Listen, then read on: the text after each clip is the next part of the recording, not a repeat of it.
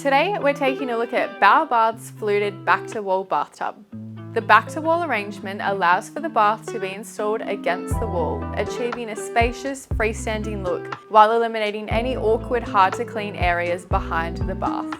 The Baö Fluted back-to-wall is available in 3 sizes: 1500, 1700 and a compact 1400mm, allowing you to choose the perfect fit for your bathroom without compromising on style.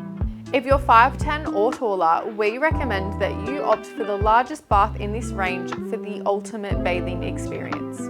This bath is made with a lightweight, sanitary-grade UV stabilized acrylic. This means there will be no discoloration to the finish of the bath over time. The smooth matte finish is non-porous, which makes for easy cleaning and care.